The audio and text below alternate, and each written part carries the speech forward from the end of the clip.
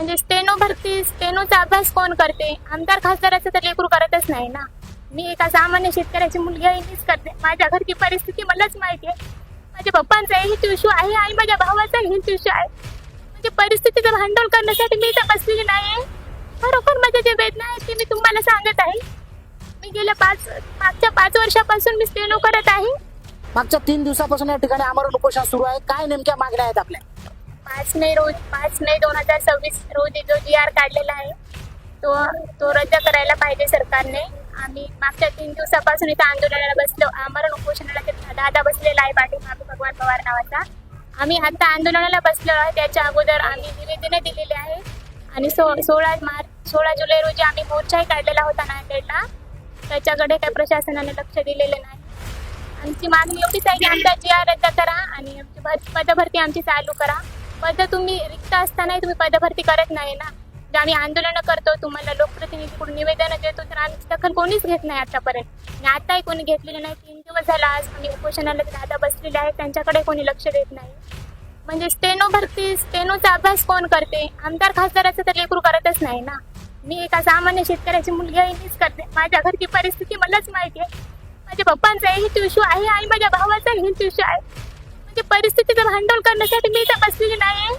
खरोखर माझ्या जे वेदना आहेत ते मी तुम्हाला सांगत आहे. मी मागच्या 5 वर्षापासून मी स्टेनो करत आहे. म्हणजे घरचे कामं वगैरे करून तर आहे, पण मी बाहेरची म्हणजे मुलगी आहे तरी पण मी मुलांच्या लेवलचे काम करून मी स्टेनो पण शिकलेली आहे. आणि खर्चही त्याला खूप लागतो. 6 महिने कोर्स करावे लागतात. 6 महिन्याला त्याची एक्झाम असते पण त्याच्या अगोदर आम्हाला टायपिंगचे Marathi typing, English typing pass करावी लागते. नंतर 60, 80, 100 आणि 120 हा स्पीड कव्हर करावा लागतो. स्पीड कव्हर झाल्यानंतर आता माझं 120 झालेलं आहे. तर मी या प्रतीक्षेत होते की मला खूप उत्साह होता. आज माझं 120 झाले की हायर ग्रेडचे फॉर्म भरणार, लोअर ग्रेडचे फॉर्म भरणार. पण 5 मे रोजीचा असा GR आला आणि त्याच्या आत्म्यामध्ये की परिशिष्ट 26 मधील लघुलेखक मृत्यू घोषित करण्यात आलेले आहेत. ती बातमी बघून ना मला खूप वाईट वाटलं. म्हटलं मी हा स्टेनो केला पण कशासाठी केला? आता याच्यामध्ये माझं काही फ्युचरच नाही. तर मला खूप वाईट वाटलं त्या दिवशी. आणि याच्यानंतर राहुरीला एक सभा घेतली होती CM देवेंद्र फडणवीस साहेबांनी.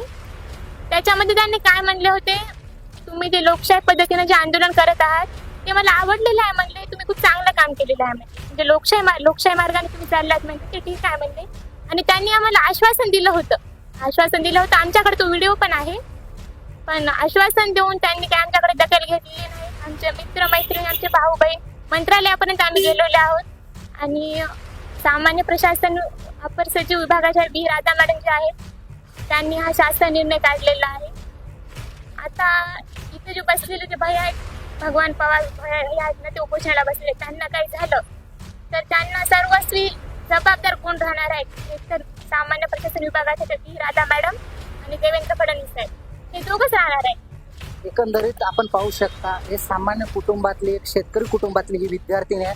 अक्षरशः तिचे अश्रू या ठिकाणी दिसत आहेत आपल्याला. ती रडत या ठिकाणी सरकारला म्हणत आहे की बाबा मी मागच्या 2 वर्षापासून स्टेनोग्राफ केलेला आहे, मात्र आता ते पद जे आहे ते मृत घोषित केल्यामुळे तिच्यावर अन्याय होणार असल्याची भावना ती व्यक्त केली आहे.